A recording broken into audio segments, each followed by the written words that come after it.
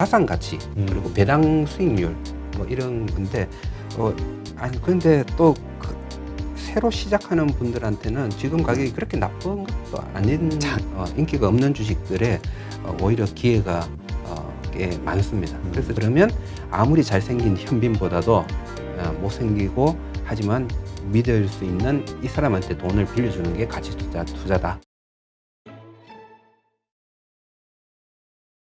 자, 그렇다면 이번에는 그 조금 전에 이야기하셨듯이 네. 지금이 고점이냐 아니냐, 경기가 좋은데 지금이 피크아웃이냐 아니냐에 대한 논란이 지금 많이 있잖아요. 네. 그래서 지금의 뭐 3,300선 뭐 이거 건드렸다 다시 밀리고 건드렸다 밀리고 하는데 네. 지금의 이 지수가 네. 비싼 레벨이냐 아니면 아직 더 오를 수 있는 룸이 있는 거냐, 네. 이거에 대해서는 어떻게 보세요? 그 말씀은 일단 제가 어떻게 하고 있는지를 말씀을 드릴게요. 뭐 제가 작년 3월, 4월 때는 지금 어느 정도 대출을 일으키더라도 좀 살 때다. 그렇죠. 그렇게 말씀을 드렸고, 그리고 작년 12월 달에는 여전히 저는 주식을 가지고 있습니다. 그래서 제 재산의 100%가 12월 달에 주식이었다면 지금은 좀 줄였습니다. 아, 그래요? 예, 지금은 한 80% 정도입니다. 그러면 저는 제 재산의 80%를 주식으로 가지고 있습니다. 앞으로 주식 시장을 좋게 보고 있는 건가요? 나쁘게 보고 있는 건가요? 좋게 보고 있는데 그래도 리스크 관리는 하시는 것 조금 같은데. 하는, 예. 저는 약간 지금 그 정도의 상황이 아닌가. 그리고 그 정도 상황이라고 생각하고 있기 때문에 그 정도로 제 포트폴리오를 지금 구성하고 있다. 그렇게 말씀을 드립니다. 알겠습니다. 지난번 방송 때도 이제 얘기하셨던 게 네. 미국 금리에 따라서 이게 리스크가 될 수도 있다. 금리가 네네. 어떻게 변동하는지, 뭘 인상되거나 네네. 이렇게 보셨는데 네. 지금 인상이라는 게 한국은행에서는 일단 뭐 금년 말 인상하겠다라고 이미 공언을 했으니까 네네. 뭐 연준도 지금 뭐 네. 그렇게 이야기가 나오고 있고요. 어떻게 보시나요? 어, 이게 과연 주식시장을 흔들 네네. 위협이 될 것인지 리스크가 될 것인지 이미 알고 있는 거는 리스크가 아니다, 이런 얘기 하시는 분도 있고요. 자, 그러면 이제 이런 질문이시죠. 금리가 올라가면 아니면 이제 지금까지 금리를 이런 초저금리 상태인데 금리가 조금 일부라도 올라가거나 아니면 뭐 약간 큰 폭으로 오르거나 이런 경우 지금 자산에 영향을 줄 것이냐, 자산 가격에 그렇죠. 영향을 줄 것이냐라는 이제 질문으로 제가 생각을 한다면 아까 제가 자산이 상품이 돈의 힘으로 가격이 움직이는 쪽과 그렇지 않은 쪽이 있다라고 말씀을 드렸잖아요. 분명히 돈의 힘으로 가격이 움직이는 자산군들은 좀 타격을 입을 수 있다. 그러니까 좀 예. 가치보다 고평가된 주식들. 그렇죠. 이렇게 그 돈의 힘으로 움직이는 그런 자산들은 아무래도 그 돈들이 빠져나가는 거잖아요. 예, 돈들이 계속 투입이 되지, 처음에는 테이플링을 통해서 더 이상 그쪽 방향으로 돈이 투입이 안 되겠죠. 그러다가 나중에는 뭐 금리 인상이나 이런 걸 통해서 거기에 있는 돈을 빼가게 되겠죠. 네. 그런 쪽에는 자동차 가격은 그렇다고 해서 떨어지지 않을 거예요. 그렇죠. 예, 하지만 돈의 힘으로 많이 올랐던 그런 상품들이 있다면 그런 것들은 가격이 떨어질 수 있다라고 했었고, 요거는 제 워렌 버핏이 어떤 얘기를 한번 했었나 하면 썰물이 되면 누가 발가벗은 것인지 알 수가 있다라는 얘기를 했었잖아요. 약간 그거하고 매치를 시켜서 내가 얼마나 좋은 주식을 가지고 있었느냐는 네네. 그 상황이 되면 이제 드러난다. 이제 그 상황이면 그 말은 뭐냐 하면 그때 이제 그 워렌 버핏이 내가 가지고 있는 거는 발가벗지 않았어. 그래서 좀 그런 상황이 와도 괜찮을 거야라는 얘기를 한 거겠죠. 예. 근데 이제 우리가 일반적으로 생각하기에는 네. 그런 어떤 시장이 빠지면 뭐 네네네. 가치 주고 우량 주고 뭐 성장 주고 가리지 않고 다 떨어지는 거 아니야? 이런 생각을 하는 분들도 있거든요. 네, 당연히 그렇죠. 가치주도 굉장히 버블이 심할 때 일본 버블, 그리고 대공황 직전의 버블, 그리고 금융위기 직전의 그 버블, 이때는 가치 주고 무슨 모멘텀 주고 그런 거 없었어요. 그쵸. 다 버블이었어요. 그런 경우는 금리가 빠지면 당연히 모든 것이 자산에 타격을 입을 수 금리가 있는 인상되면. 거죠. 예.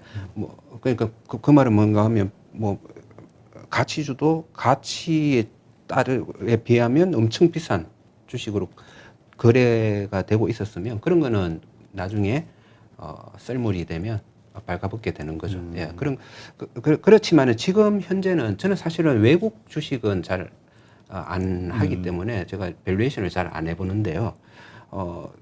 우리 국내 주식들만 이렇게 본다면 금융위기 전처럼 그렇게 모든 주식이 비싼 국면은 아직도 아니에요. 아, 그래요? 예, 아직도 아니고.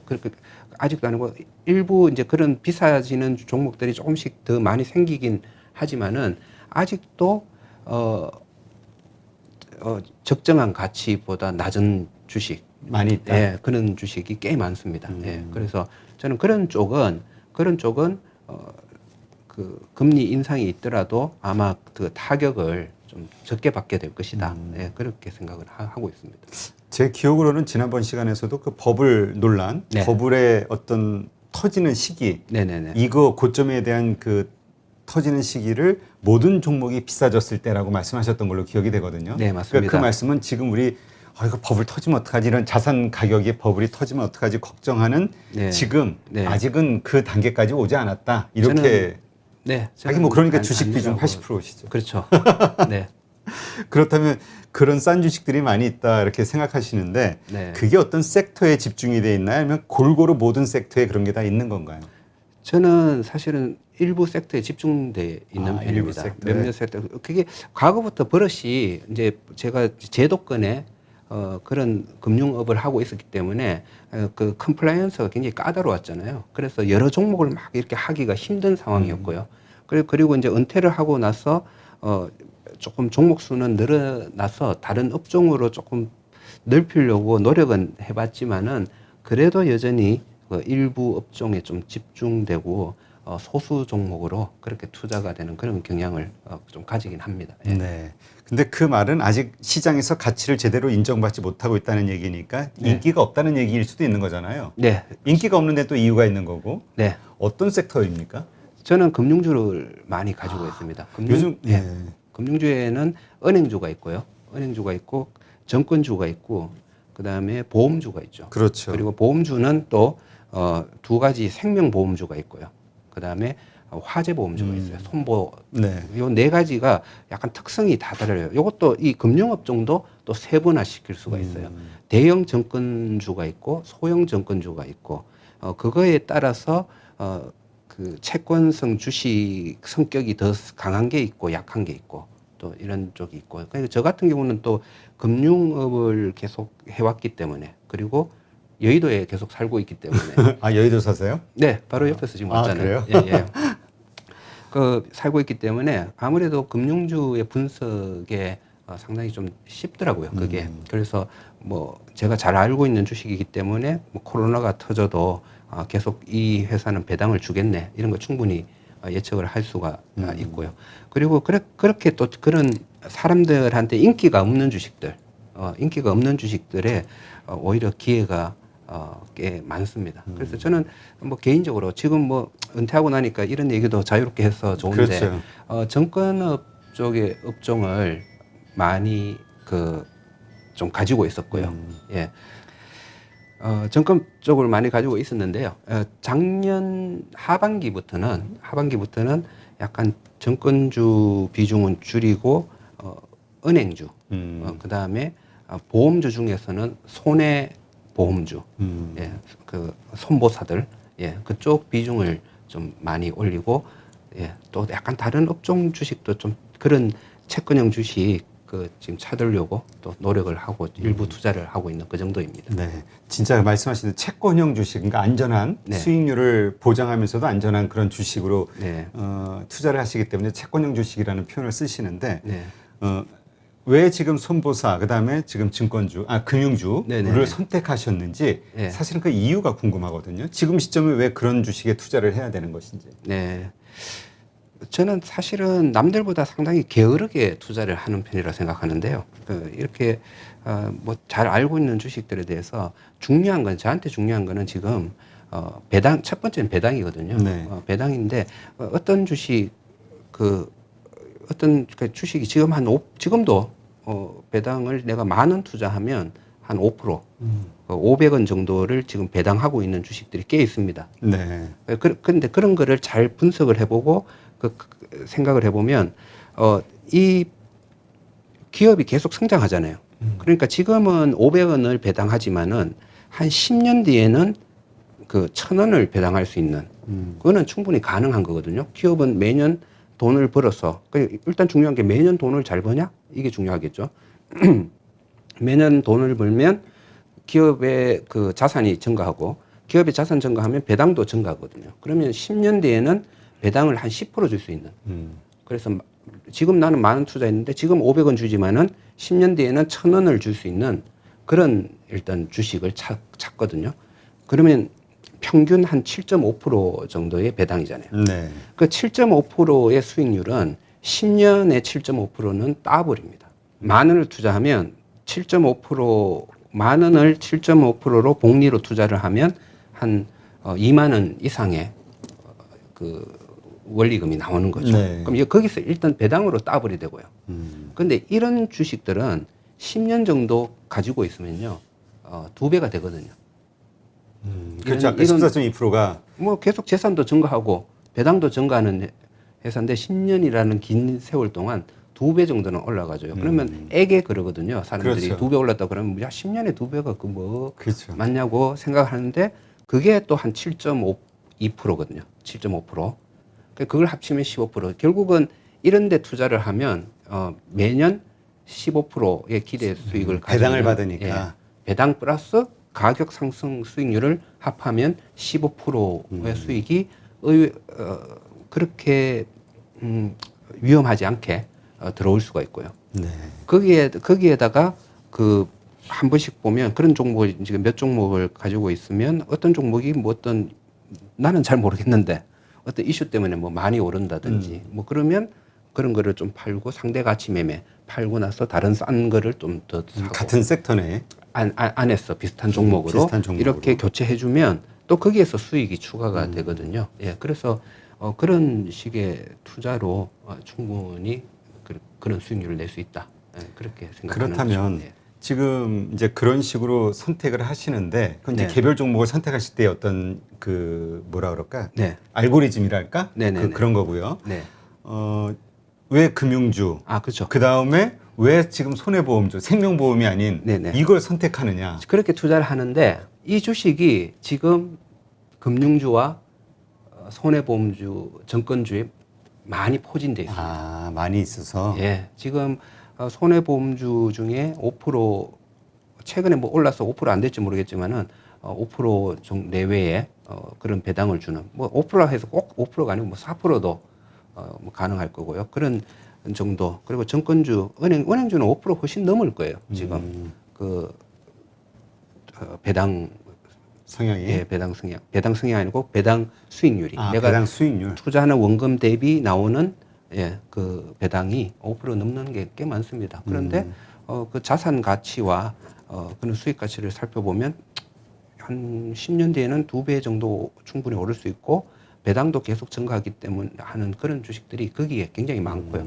그래서 저한테 또 익숙하기 때문에 뭐 다른 거 골치 아프게 고민하는 것보다 뭐 그냥 쉽게 하자. 네, 그렇게 그러니까 합니다. 단지 지금 어떤 시기적으로 손해보험주의 어떤 사업적 특성 아니면은 그 주식의 특성이 지금 유효한 게 아니라 네. 지금 시점에서 손해보험주들이 그만큼 싸고 예, 예. 금융주가 싸기 때문에 선택을 한 걸로. 예, 그 사업적 특성도 중요하죠. 그 증권주나 손해보험주나 은행주의 안정성, 계속 이게 미래 가치가 막 들쑥날쑥하냐, 할 것이냐, 그냥 계속 꾸준히 갈 안정적으로 것인가, 하니까. 이제 이것도 굉장히 중요하죠. 네.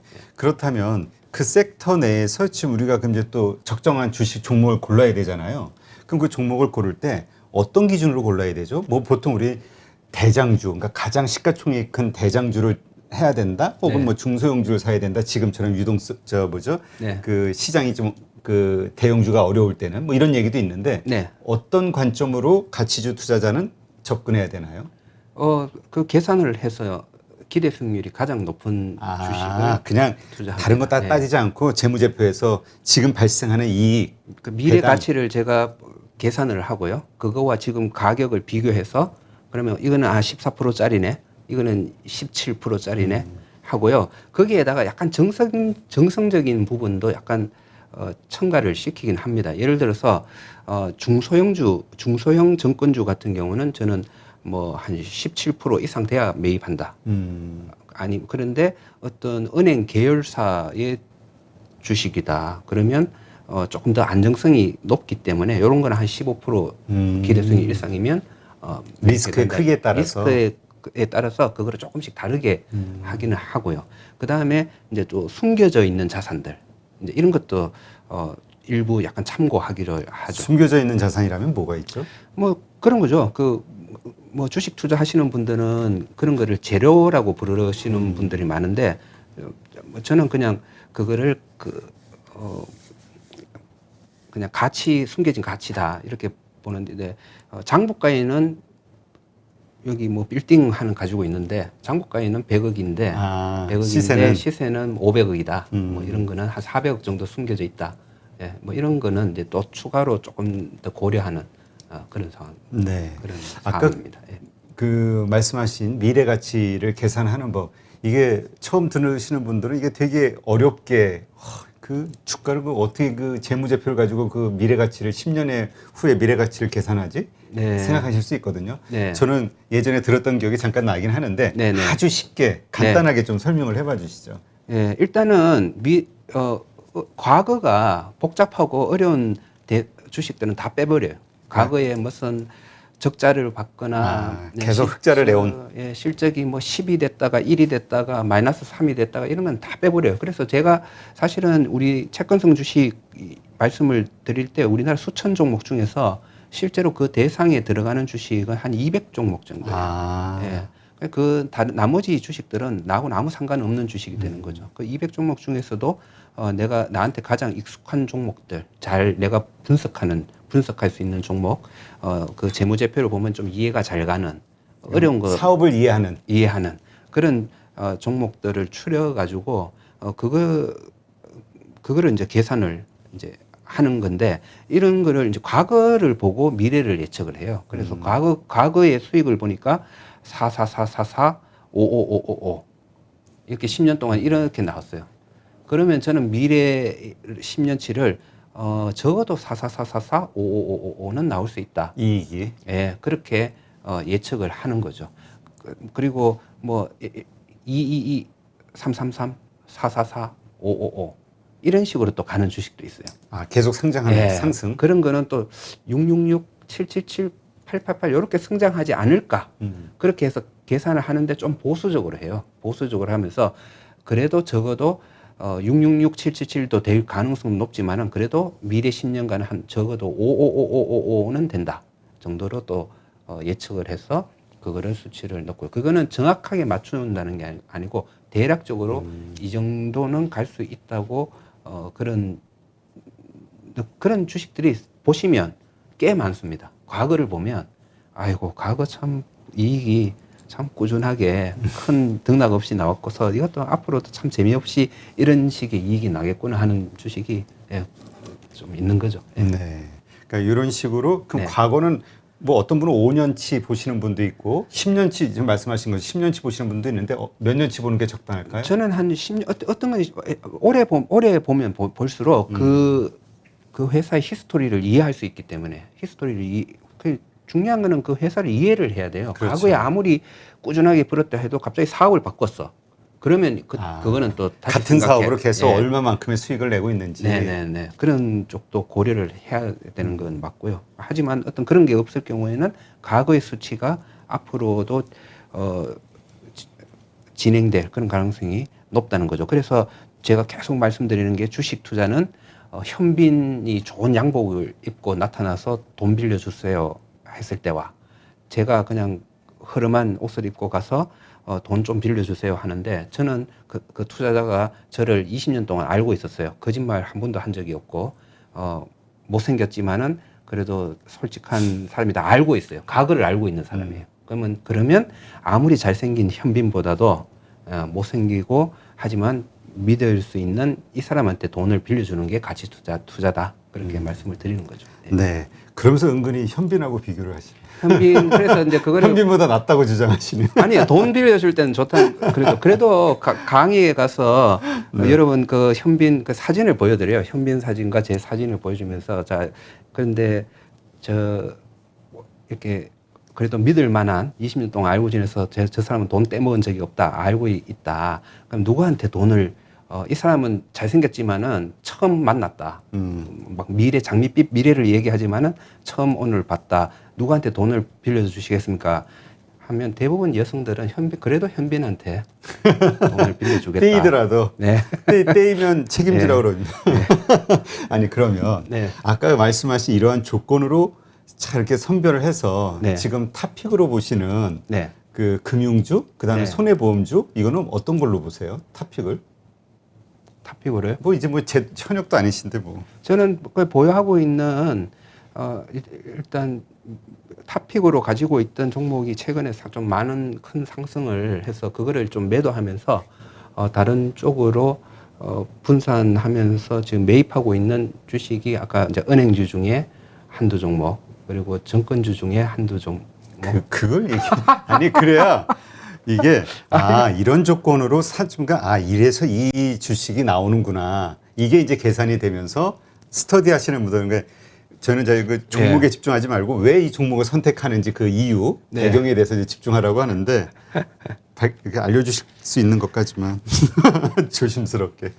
지금 현재 말고요. 네. 작년 연말 전에 작년 가을에 그때쯤 제가 좀 일부 매입했던 종목은 그 이거는 재보험사인데 코리안리를 좀 코리안리 재보험사. 예, 좀 그때 매입을 했었고요. 그리고 작년 가을에 은행주가 좀 많이 쌌었거든요. 은행주가 많이 싸서 그때 저는 이제 가장 싼 쪽을 좋아하니까 그 당시 PER이 가장 낮죠. PBR을 좀 저는 또 더 많이 보여 금융주 어차피 PBR. 예, 왜냐하면 예를 들어서 A 금융지주, B 금융지주, C 금융지주가 있는데 그거 미래 수익을 예측하면 그 미래 예측되는 그 PER 내지는 수익 가치는 또이또이예요. 다 ROE가 내가 보니까 7%에서 8% 사이의 계산이 많이 되더라고요. 그렇기 때문에 사실은 수익 가치로 그 금융사들을 분간하기보다는 또 자산 가치 그리고 배당 수익률 뭐 이런 건데 그 당시에 이제 BNK 예, 그때 쌌었고요. 그 다음에 기업은행도 그때 좀 싸서 저한테는 좀 매입을 좀 하는 편이고 기업은행 주식 같은 경우는 지금 현재 우리 지주사하고 저는 좀 성격도 비슷한데 약간 아까 말씀드렸잖아요. 한쪽이 이런 것도 중간중간에 한 번씩 하는 것도 상승하면 이제 매도하고 일부 매도하고 저쪽 걸 싼 그렇죠. 거를 사고 스프레드가 벌어지면 이쪽을 팔고 이쪽으로 왔다가 또 좀 좁혀지면 또 반대로 움직였다 하는 요런 것도 가끔 하죠. 예, 그러니까 하는데, 예. 뭐 KB은행 이런 식으로 뭔가 대형주 이런 게 아니라 네네. 중소형주 이렇게 가리지 않고 가장 그러니까 저가 평가받는 약간의 차이를 두지만은 그래도 하여튼 가장 저평가된 주식을 샀고 또 저한테는 배당 수익률도 중요하고요. 그렇게 했었는데 지금은 제가 그렇게 적극적이지 않은 게 사실은 제가 지금 조금 주식 비중을 조금씩 줄이는 상황이기 80%로 때문에 100에서 80으로 줄였으니까 예, 지금 보유 중이지 신규 매수의 구간은 아니다. 적극적 매수 구간은 만약에 그냥 여기서 가격이 그냥 계속 상승해 버리면 그냥 매도하는 제가 가지고 있는 80%의 만족을 하고 할 거고요. 만약에 좀 출렁이면 저는 이제 그걸 다시 추가 매수를 할 거다. 네. 그러니까 그런 정도입니다. 그 금융주도 지금 바로 사기보다는 네. 어떤 가격 조정이 일어나는 어떤 상황이 됐을 때 그때 네, 이제 매수하는 걸로 생각하면 되겠네요. 네네. 알겠습니다. 아니 근데 또 새로 시작하는 분들한테는 지금 가격이 그렇게 나쁜 것도 아닌 장기적으로 예. 봤을 때는 그리고 어느 정도 그 발을 좀 담궈서 가지고 있는 게 좋아요.